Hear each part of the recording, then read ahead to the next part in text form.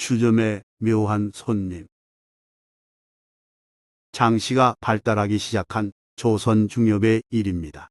서울 남대문 근처에 사는 한 사내가 거리에 상인들 발걸음이 잦아지는 걸 보고 장사를 결심했습니다.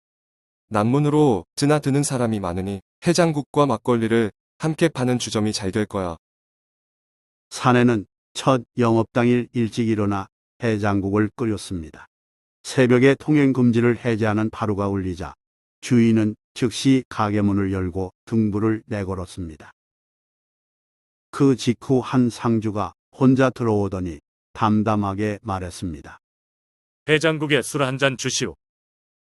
주인은 해장국을 준비해 놓은 덕분에 손님이 주문하자마자 바로 내줄 수 있었습니다. 상주는 그릇 가득 찬 해장국과 막걸리 한 잔을 허겁지겁 먹고는 또 말했습니다.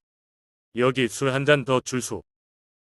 주인이 추가로 한 잔을 더 갖다 주자 상주는 쭉 들이켜보는 입을 훔치며 말했습니다. 내가 지금 돈이 없소. 이 담에 갚으리다.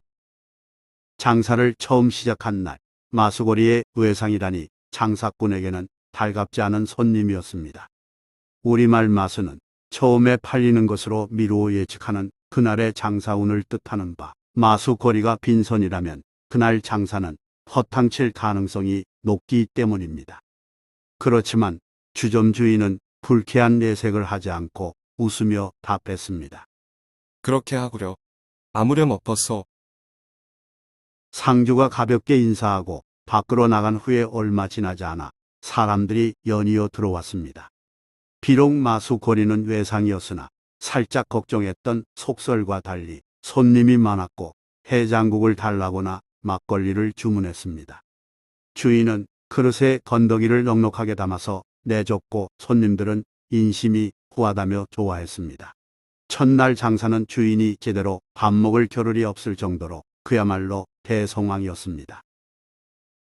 손님들은 대부분 현금을 냈지만 몇몇은 첫날인데도 외상으로 달라며 계산을 나중으로 미뤘습니다. 주인은 낯을 찡그리지 않고 말했습니다. 그럼 그렇게 하구려. 고된 하루 일을 마친 주인은 이부자리에 눕자마자 기분 좋게 잠에 빠졌습니다. 이튿날 피곤한 몸인데도 주인은 전날처럼 일찍 일어나 해장국을 끓였고 파루가 울리자마자 가게에 등불을 달았습니다. 그런데 이번에도 전날 왔던 상주가 또 들어와서 어제와 똑같이 해장국과 술 한 잔을 청했고 추가로 술 한 잔을 더 마셨습니다. 그러고는 전혀 미안한 기색 없이 말했습니다. 지금 돈이 없으니 이 담에 갚으리다. 주점 주인은 잠깐 손님 얼굴을 보고는 오늘도 마수거리가 외상이지만 가볍게 답했습니다. 그렇게 하구려. 아무렴 엎었소. 공교롭게도 상주가 나간 후 손님이 어제처럼 많았습니다. 그날 밤 주인은 새벽 첫 손님에 대해 생각해 봤습니다. 술을 몹시 좋아하는 3년상 치르는 상주일까? 아니면 낫도깨비일까? 아무렴 없다. 어쨌든 그가 다녀가면 장사가 잘 되니 잘 대접해야겠어. 이후에도 상주는 새벽에 가게 문을 열 때쯤 찾아왔고 여전히 외상으로 먹고 갔습니다. 그러던 어느 날 웬일인지 상주가 새벽에 오지 않았고 주점 주인은 궁금해하며 걱정했습니다. 무슨 일이 생겼나? 그날 밤 상주가 불쑥 나타나서는 돈 200냥을 주면서 말했습니다. 여기 외상 술값 받으소. 주인이 돈을 확인하느라 고맙다고 말하기도 전에 상주는 몸을 돌려 밖으로 사라졌습니다. 그 뒷모습을 보면서 상주는 빙그레 미소 지으며 혼잣말을 했습니다. 거참 싱거운 사람일세. 그 뒤에도 상주는 새벽마다 다녀갔고 장사는 날마다 성황이었으며 1년 만에 1만금을 벌었습니다.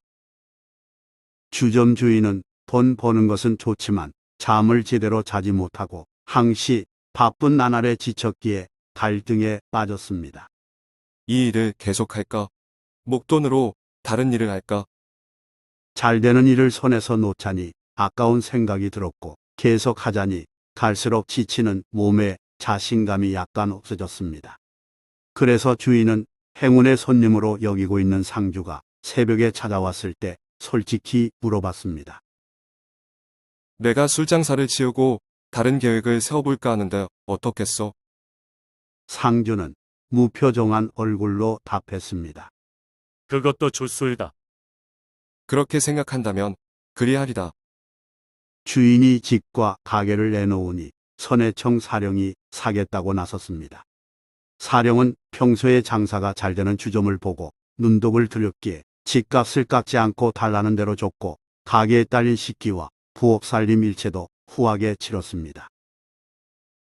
주점을 인수한 사령은 술을 수십 항아리 빚고 새벽에 해장국을 끓이며 첫 영업을 시작했습니다. 새 주인이 파루가 들리는 즉시 가게 문을 열고 등불을 달자 상주가 혼자 들어와서는 먼저처럼 주문했습니다. 해장국에 술 한 잔 주시오. 주인은 첫 손님이 일찍 왔다고 좋아하면서 밝게 웃으며 재빨리 내주었고 상주는 단숨에 먹고는 또 주문했습니다. 여기 술 한 잔 더 따로. 상주는 막걸리를 쭉 들이켜고는 습관대로 말했습니다. 내가 돈이 없으니 다음에 갚으리다.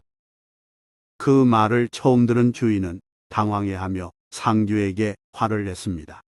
새로 낸 가게에 외상술이라니 말이 돼요. 당장 돈을 내시오. 지금 돈이 없는 걸 어떻게 하겠소? 상주가 버티자 술장수가 세게 말했습니다. 돈이 없거든 상복이라도 잡히고 가시오. 그 말에 상주가 벌컥 화냈습니다. 뭐라? 겨우 몇 푼 술값에 상복을 잡는다고? 내 놈은 조상도 없느냐? 상주가 욕설에 가깝게 성내자 술장수는 바짝 약이 올라서 맨발로 술총으로 뛰어내려서 상주의 뺨을 갈기려 했습니다. 그걸 눈치챈 상주는 욕을 연발하며 달아났습니다. 이놈, 어디 도망치느냐? 술장수는 붙잡아서 때려주려 뒤쫓았으나 상주 걸음이 워낙 빠른 까닭에 오히려 거리가 점점 벌어졌습니다. 거기 섰거라. 술장수가 고함치며 있는 힘을 다해 허겁지겁 따라가서 모퉁이를 돌았을 때 상주가 눈앞에 보였습니다. 술장수는 그 상주를 붙잡아 다짜고짜로 모자를 벗기고 왼손 오른손 번갈아 뺨을 갈기며 실컷 분풀이한 후 훈계하듯 말했습니다. 남의 마수에 와서 돈도 안 내고 술을 마시고는 게다가 욕까지 하니 그 무슨 버릇이냐? 이런 놈은 예사롭게 다뤄선 안 되지. 술장수는 그러고 나서 상복을 벗겨 모자와 함께 옆에 끼고 가게로 돌아갔습니다. 하지만 붙잡힌 상주는 도망친 상주가 아니라 다른 벼슬아치 양반이었습니다. 그는 큰집 제사에 참례한 후에 홀로 귀가하다가 망측한 변을 당한 것이었습니다. 뜻밖의 봉변을 당한 그는 뺨이 얼얼할 뿐 아니라 무척 분노하여 다시 큰 집으로 되돌아갔습니다. 온 집안이 깜짝 놀라 어찌된 일이냐고 물었습니다. 상주는 분을 참으며 설명했습니다. 느닷없이 나타난 어떤 놈에게 당했습니다. 그놈이 하는 말은 이러저러했습니다. 그렇다면 술장수 소행이 틀림없다. 모두 같은 생각으로 하인을 여럿 거느리고 주점을 찾아가서 상복과 모자를 되찾고 술장수도 붙잡아 집으로 끌고 왔습니다. 집안 사람들은 우선 단단히 분풀이한 다음에 이튿날 형조로 술장수를 넘겼습니다. 감히 양반을 폭행했다고. 형조에서는 법에 따라 엄격히 집행해 술장사에 나선 사령을 멀리 귀양보냈습니다. 이 사건이 널리 소문나면서 남문 근처 주점으로 술 한 잔 마시러 가는 사람이 없었고 결국 주점은 망했습니다. 이 일을 두고 사람들은 장사에 성공하려면 인심이 좋아야 하고 인색하면 망할 수밖에 없다. 이문을 따지는 장사꾼일지라도 불쌍한 사람을 무시하면 안 된다라고들 말했다고 합니다. 좋아요 및 구독은 영상 제작에 큰 힘이 됩니다. 고맙습니다.